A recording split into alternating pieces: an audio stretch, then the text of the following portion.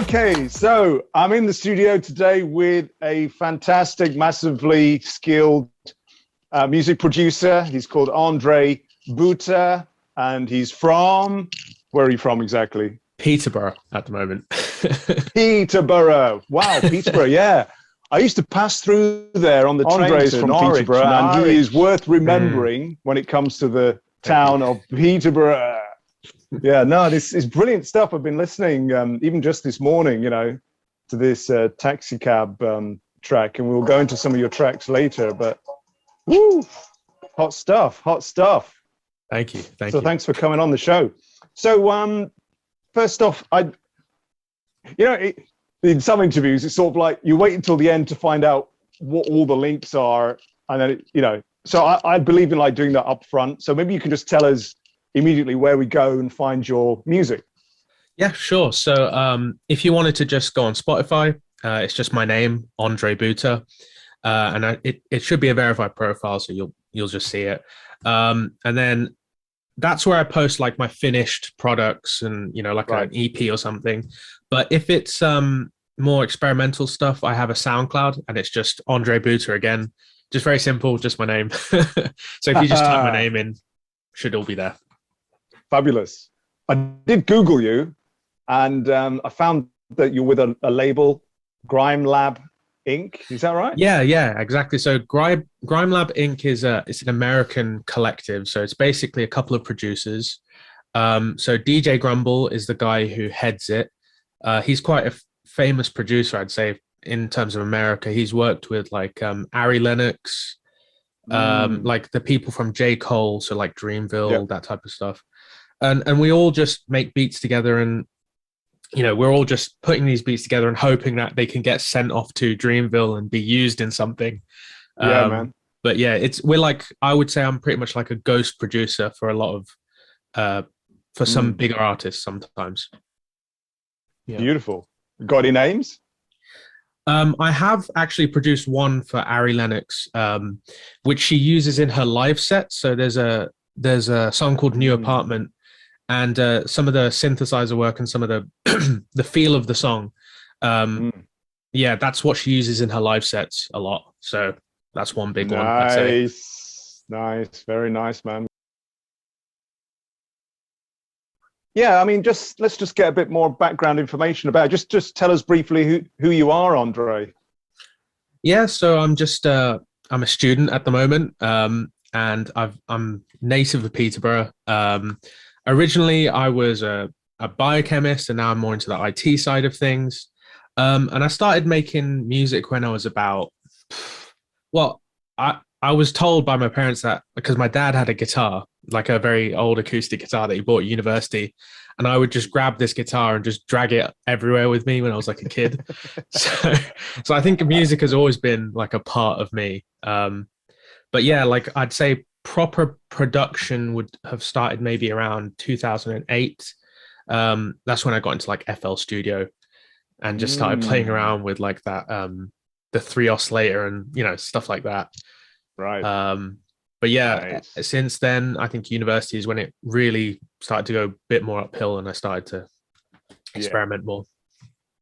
Cool, man. That sounds good. So, can you indulge us in a sort of a 10 quickfire questions?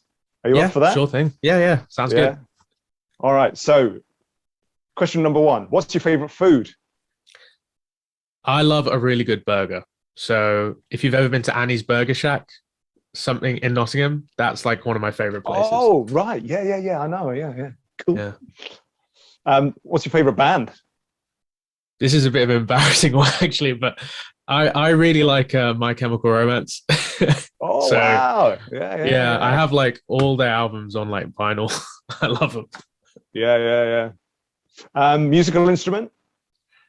There's an Indian musical instrument called a sarangi, which is like a violin, but it's got these parasympathetic strings underneath, so it has like a natural reverb on it, and it sounds almost like a human voice when you play it. It's really nice. I like that. Beautiful. Have you used it in any of your productions yet? No, I don't have a sarangi. I have something called a dilruba, which is like Yeah. It's basically like a violin as well, but it has that kind of natural reverb. But I've never used it in a thing. I probably should at some point. Have you got a favorite synthesizer? Yeah, I'd say Korg Triton is probably my favorite, just because I'm a big fan of like early 2000s music, Yeah, and I the was gonna say, yeah. Neptunes and Timbaland. Yeah. They love that, so that's probably my favorite. Cool. Yeah, I saw a couple of your tracks were called Timbo, which I Yeah, intuited was Timbaland, right? yeah, definitely. I'm a huge fan. Yeah, me too. Yeah, sound. You got a favorite video game? Yeah, I love Guitar Hero. As you Oh, can that tell. makes sense. Yeah. Got a favorite film? Yeah, this one was a hard one, but I think Tenacious D, The Pick of Destiny, is probably one of my favorites. Favorite book? Oh, there's two that I really love. So the first one is The Rational Male by Rollo Tomasi. It's quite a niche kind of book. But the other one is Perfume, Story of a Murderer by Patrick Suskind. I think that's him. Yeah. Wow, not heard of that one. Yeah, I think it was I think Kurt Cobain liked that book as well. Because there's a song, Scentless Apprentice. What sort of weather do you prefer? Do you like it like today, sort of sunny, or do you prefer it rainy? And I don't know if this is a normal thing, but I prefer the cold and trying to warm up rather than being hot and trying to cool down. Have you got a favorite philosopher? Yeah, I would say there's a guy called John of Damascus from around the 700s who was a philosopher who he was like very influenced by Platonic philosophy. Right. So he would take a lot of Platonic definitions and redefine them in terms of the theology that he had, which I find really fascinating. So I like John of Damascus. Okay. And what's your favorite city in the world? In the world? Oh. In the world, yeah. Oh, that's such a difficult one. If you'd asked me when I was younger, I would have said New York or something. But I think now, I don't know. I've seen like, I don't know. I'll probably just have to say something like Tokyo because I love Japan. Like, I just think that everything's so ordered there, and there's always little oddities that you can find on every street. So I think like Japan, like Tokyo, would be good. Yeah. That's the so-called quickfire 10 questions there. That's brilliant. Thanks for that. So okay, let's get into some more. Let's just turn up the dial a bit and get zoned in on your music and what you think about music production and that whole shish kebab. Okay. Yeah. No worries. So I mean, firstly, you kind of answered this earlier on, but about dragging your guitar, your dad's guitar around the house, all of that. But how did you then sort of get into actual music production then? How did that all start? Yeah. So I would say so my family are from Wolverhampton, and in Wolverhampton at the time, there was a big sort of like sound system, like a car sound system culture where everybody would like fit their car with these huge speakers that would just be like subwoofers. And so I grew up around that, and I was always interested in the music that they were playing. And I think from like a musical perspective, I was always interested in like, okay, some songs sound really amazing on the sound system and some of them sound really bad. Right. Why do some of them sound bad? Why do some of them sound good? And then once you start getting into that kind of pathway, then you start naturally progressing to, okay, so there's something called music engineering.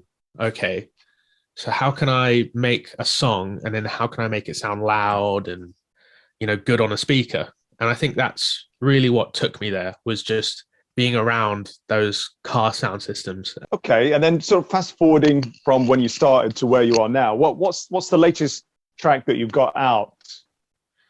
So there's one on SoundCloud that I have. It's called I Miss Your Love, and it's a bit of like a tech house influenced track, very simplistic, but I was kind of just going more for the rhythm and the feel of it. But yeah, that's probably the latest track that I have at the moment. Okay, so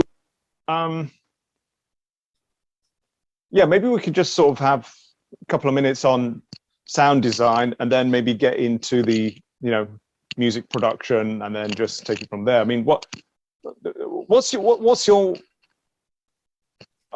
take on sound, and sound design? I mean, it's all particular to genre, of course, but I mean, within your context, what are your thoughts on that?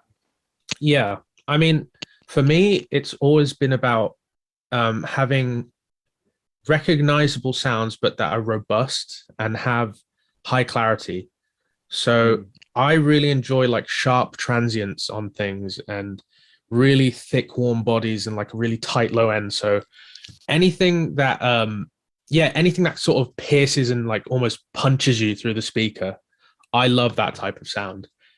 And that's yet again is another thing that comes from the early 2000s with like the staccato kind of keyboards that the Neptunes use and all that type of stuff. So anything that's punchy, that's what I like.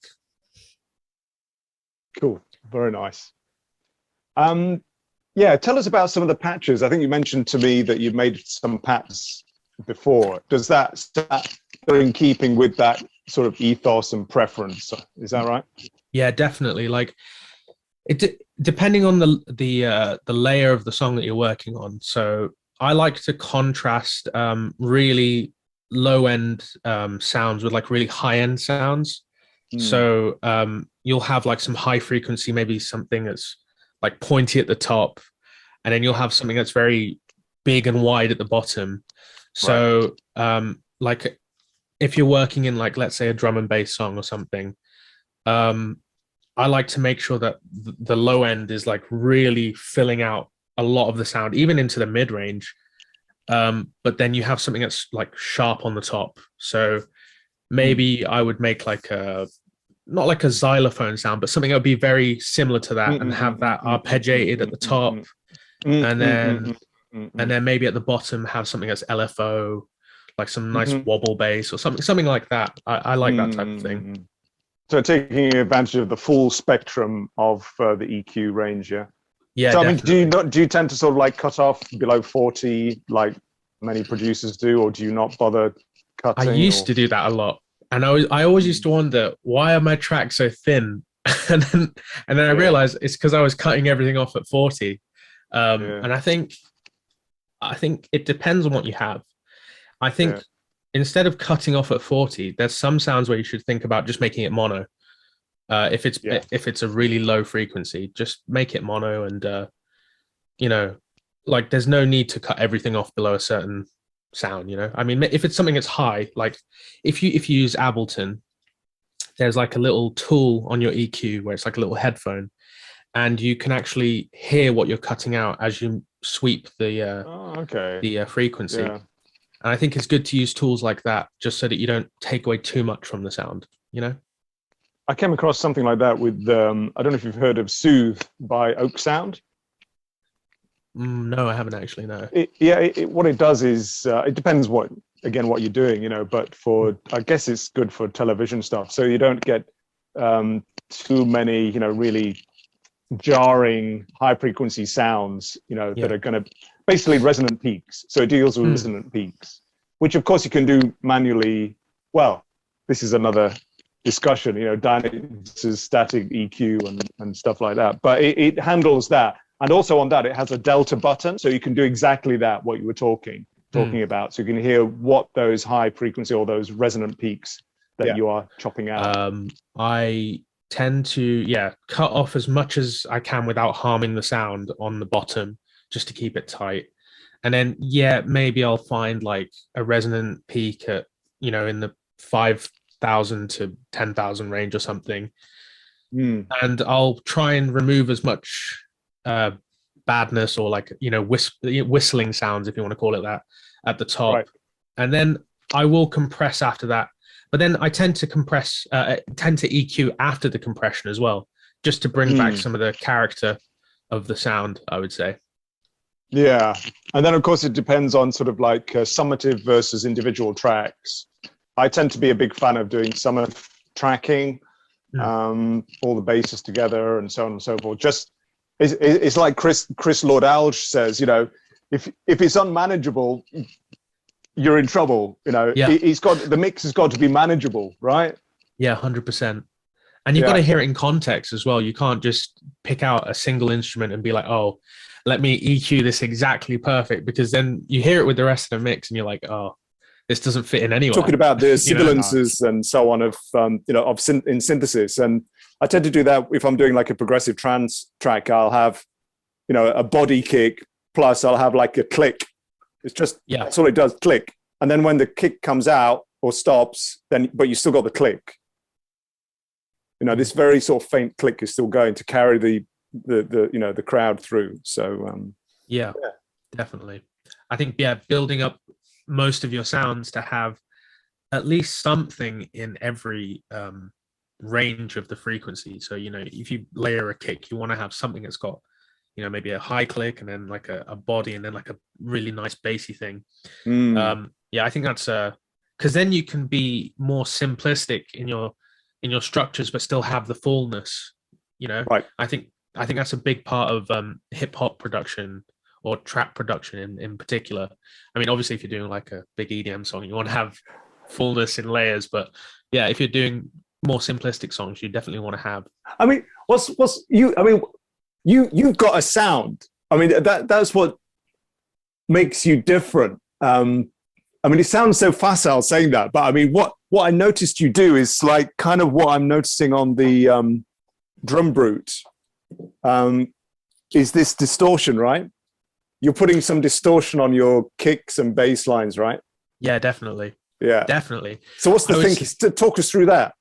Yeah, so I think that whatever sound you use, you need to build it up. I think this is the key. Like if you think about like heavy metal and stuff like that, even if you've got one guitarist, they'll always make sure that they'll build up his tone of his amplifier to be as wide as possible. And distortion helps with that.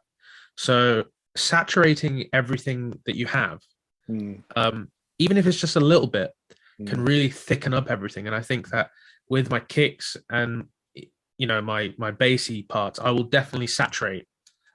Sometimes a really heavy amount, just enough so it's like at the very tip of distorting, like hard clipping almost. I'll get it to that point and then just edge back a little bit, just to keep that fullness. So have you got some favorite like tape saturation plugins?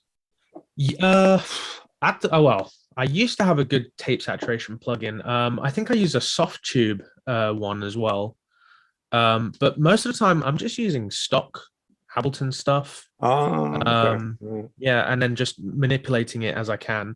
Right. But I do have isotope vinyl as well. I like to use that a lot. Yeah. So, yeah. I'm aware. I don't have it, but I've seen it out there. I use the Waves suite, so I have, I think I have the Diamond suite. It's called for Waves. Yeah. And is it the Abbey Road one? I think that I've used. But it's funny though, isn't it? Because I mean, you have all these go-to plugins, but of course we know how to build it up ourselves. Like for instance, if you want to do that wobbly tape thing, I mean, come on, you do not need to buy a Clev Grand plugin to do that, right? You can use tremolo, you can use pitch correction, and just blend a whole stack of, like you say, standard stock plugins to get the same effect, right? Yeah, and that's the biggest thing I would say to like beginners is you don't need a bunch of really, I mean, having expensive VSTs and plugins is really nice. I'm not saying don't do it. I'm just saying if you want to create good music, you don't have to instantly think that I need to buy all this stuff. You can start off with stock plugins, and you want to think of it as like a minimum effective dose type thing, where you try and get the most out of what you have already, and then add on something new when you've really fully mastered it. That's my approach anyway. It's interesting you mentioned mastering. I was just about to then ask you, how do you go about mastering? I mean, it is a massive thing on its own, isn't it? So I mean, how do you deal with it?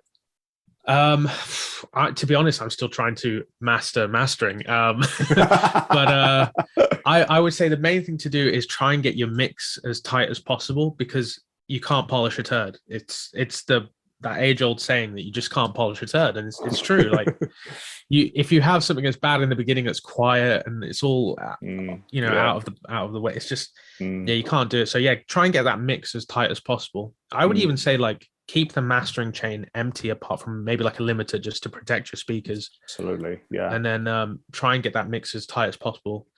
Bounce it out and then come back in and start doing your mastering stuff. Right. Minus 6 dB, start from there. And yes. Build up, This is an industry standard type thing. And in terms of LUFS, I mean, what kind of LUFS level do you tend to go for? Because there is a whole debate around this as well, isn't there?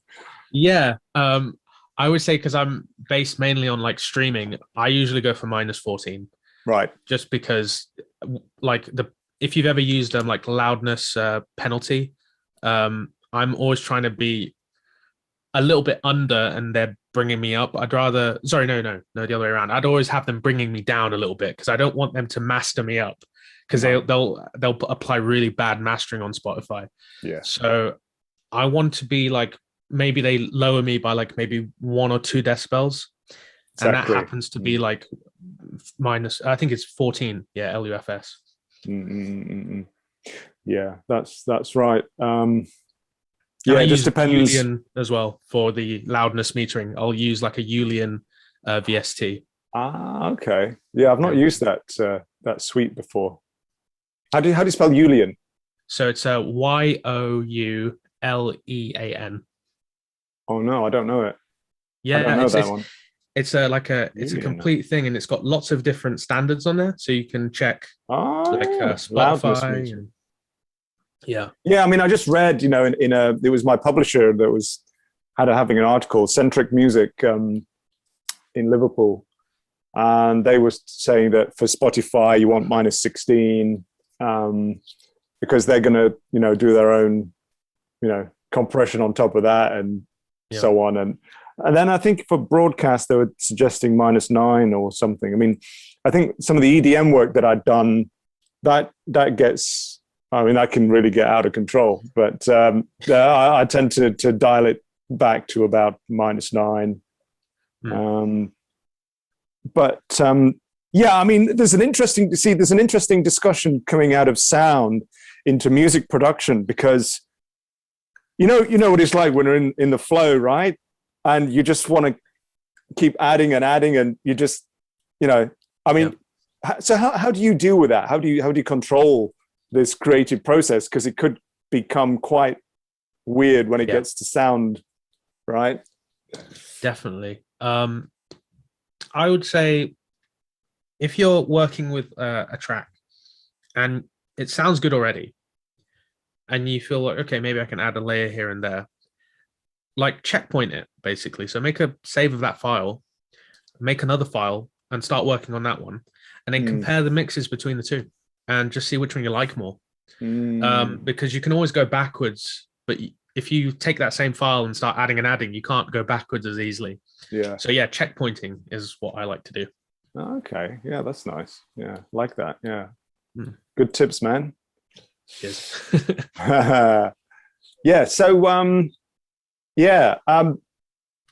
Talking of creativity, I think this is a natural next question, really. I mean, what's your creative process like? Maybe, just share your creative world with us.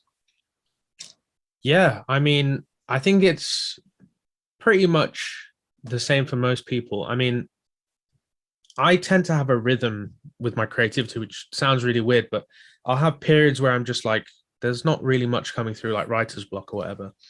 And for me, I think I've learned that this is the time where I need to listen rather than make, because even if I do make something, it's not going to be that great. So this is a time where I listen and learn. So I'll try and brush up on like some skills on a synth or something and just try and make new patches and stuff like that. Because I know that if I try to make a song, it's probably not going to be that great during this period. So but then I'll have like a period of time after that where maybe I've like listened to enough stuff and made enough new things where it's like, okay, now I can start moving on to song structures and stuff like that. And that's when I don't know what it is. It could be the fact that maybe I'm going out and about more and I'm reading new things and listening to new things, and that's like more stimulus. Yeah. and then the creativity just starts going, crazy after that.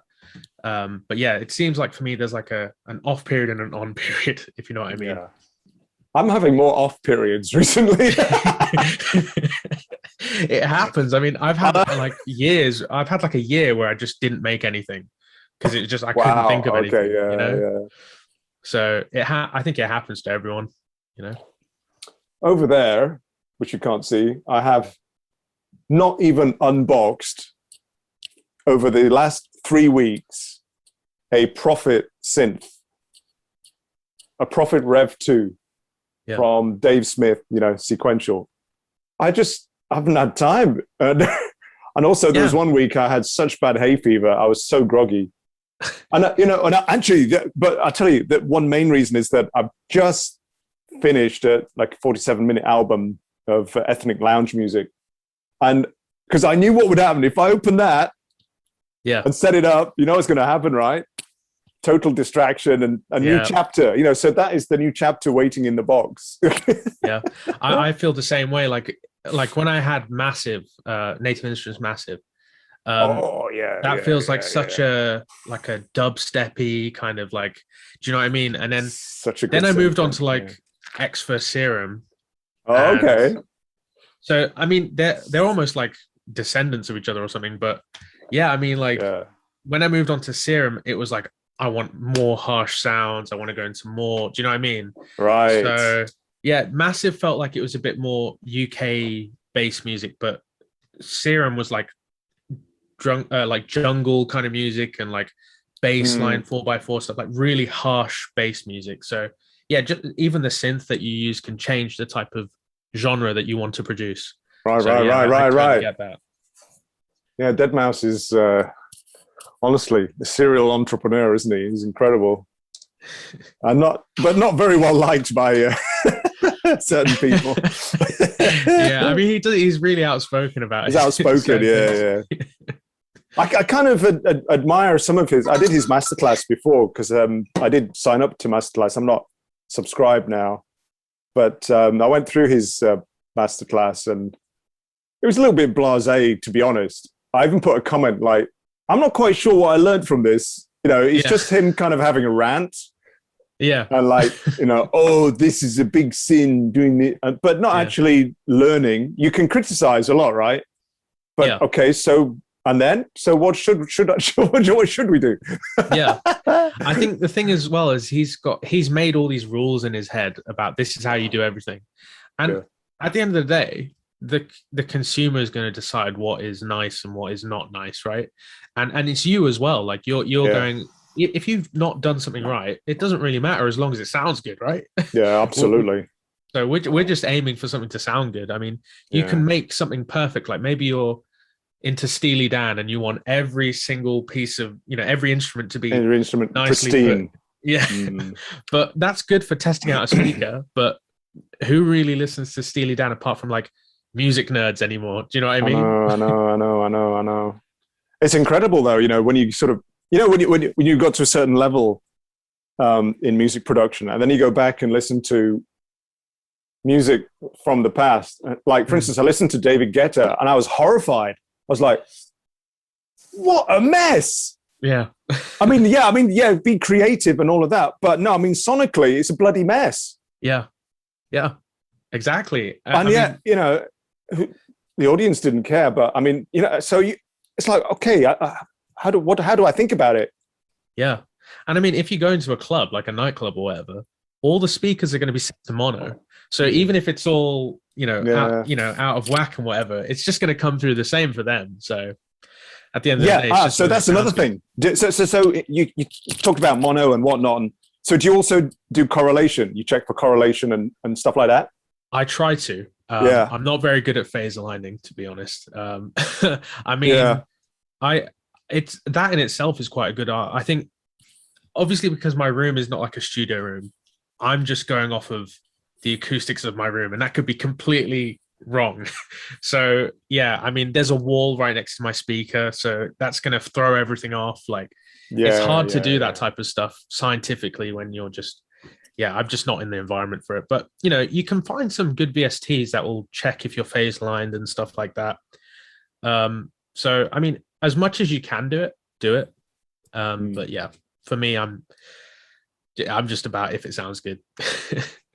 Precisely. Yeah, yeah, yeah. Okay. So how do you know if something sounds good? So many different ways. I mean, I remember hearing about Neptune's. What Pharrell would do is he would have a couple of girls in the back of the room, and they would be doing whatever they're doing, and if they're just bored by the music, then oh, it's not that great. But Mm. if their ears prick up and they start looking like, oh, then it's good, right?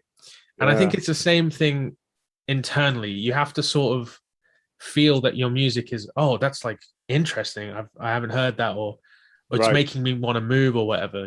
I think that's how you gauge if something's good. Yeah, yeah, yeah. I mean, emotion is motivating, isn't it? It's about Definitely. movement. And Yeah. it has to take you somewhere emotionally. Like you have to feel like you have to, like when I make music, sometimes if I'm making a house track, I have to feel like I am in the middle of a nightclub, and I can, because there's memories that I'll have from then, Yeah. and I want to remember those things while I'm listening to music, right? Yeah. So I will take my music and I'll try and give myself that feeling. And if I get those tingles of like, oh, we're going out, then Yeah. then I know I've done something okay, That's sweet. Yeah, because there is a difference between sort of dance, pop, and nightclub music, right? Mm. Yeah, 100%. Yeah. Especially in Nottingham as well, because you've got, let's say you go to, like, I don't know, it used to be called Oceana, but I think it's Prism now. Okay. Let's say you go there, it's going to be very much just pop music, and it's okay. But if you go to somewhere like Stealth, or if you go to let's say Bowery Club, Mm. or there's one near, it's opposite Annie's Burger Shack. I can't remember what it's called, but it's like an underground club thing, and it's like Ah, like I can't remember exactly what it's called, but yeah, that place. that place. That place is really good as well, and it's just, it depends on what you want. I mean, Nottingham's really good for like ravey type music. Well, what's happening for you, musically next? So next, I'll be working with a local musician from Peterborough, hopefully. His name's Fluke, and he makes like the type of house that was maybe around about like 2013 to 2016. Mm. I That's my favorite type of house to make. That Mm. very UK influenced future house type stuff. I've actually seen it coming back a little bit too. So I'll be working on something with him, and obviously still working with Grime Lab Collective as well, just to Nice. make some more hip hop as well. So do you sort of take it a track at a time, or do you like to sort of work on an album? Because when I was in a collective in Lancaster, people used to laugh. You say, "Oh yeah, we're looking at doing an album," and everybody were like, "Look at an album? Are you joking?" It's all about tracks. Yeah. So I don't know if is that the way that you think as well, or is it track by track? So I would say with me, because of the way that the market is now, it is all about tracks, Mm. singles. So I think the best thing you can do is, if you want to make it, so to speak, is you put out a single track and you really promote the hell out of that. Uh, Um, when you work in a collective, the best thing you can do is do a compilation. So what I do is, when I'm working with Grime Lab, we'll all create lots of tracks throughout the year, mm. and we'll choose the best of those and put Yeah. that into one compilation, Oh, and then okay. release that. Mm, Yeah. So is Taxi Cab going to be released, or is that I, an experimental thing? What? That was well, so cool. that's a remix of so DJ Grumble actually did that song originally. He used that sample in one of Ah, his songs. So I did a remix of that. And I mean, I'm hoping that can be put into a compilation somewhere. I'm not yeah, sure. I'd have yeah, to talk to the guys, but yeah, yeah, yeah, I want yeah. to release that into a compilation. That'd be nice. And what advice have you got for people who want to sort of get streamed on Spotify and get a presence? Any advice? It's actually to get into Spotify, I actually found it kind of difficult. I mean, the only reason I got in was because I knew somebody who was already on there, and I was in a track with them, and they said, "Okay, we'll link you to the track." Okay. And I think that's the way it kind of works with most of it. Is you have to have like a publisher. So I use DistroKid or Root Note or something like that. You have to have a publisher, so you can get paid royalties. That's the first thing, and then you have to apply for a Spotify account and get your name, because there's quite a few people with the same name, so they have to give you a special account. So it's kind of difficult to get into Spotify. What I would say though is work from SoundCloud up to Spotify. Start with SoundCloud and just try and make a bit of a name for yourself there, because even though Spotify is the main one, I would say that the best stuff I found recently it's always been on SoundCloud. You always find the newest sounds on SoundCloud. I mean, so there was a collective called Soulection, and Kate Renada, Taku, all these guys from that era who are like really famous now, and like they're, you know, cemented as being producers in, you know, for a lot of people. They came from a SoundCloud collective. So I would say start from SoundCloud and move up to Spotify. And I mean, so for people starting out, then I mean, so how do you get your track visible? Then is it all about tagging, or you know, what do you have to do? Well, if it's Spotify, you want to time your tracks to when playlists are being released by Spotify. So Spotify has their own playlists that they release maybe every month, I think. So if you want to get into those playlists, you have to release about a week before those playlists come out, so that you get picked up by the algorithm. And then you'll get put into those public playlists, and then you've got a bigger chance of getting a bigger audience and stuff. So that's the way to do it. And for SoundClouders, any advice for SoundClouders? Collaboration. Just collaborate with as many people as possible. That's the best thing to do. Sweet. That's great. Yeah. Thanks a lot for your time today. Is there anything else you want to talk about? Anything you wanted to discuss, or? Yeah, I would just say for like the people who are beginning, if you do want to get into it, don't let anything stop you. The best thing you can do is just sit down with a synthesizer. Don't see it as like this scientific lab that you can't ever access or anything. Just play around with stuff. Start with a preset and then start moving stuff and just seeing what happens. And then from there, you can move on to, bigger and more complex things. But that's the best way to do it and to get into it. And I hope more people do get into it. Fantastic. Great. And what would be a good starting point synthesizer wise?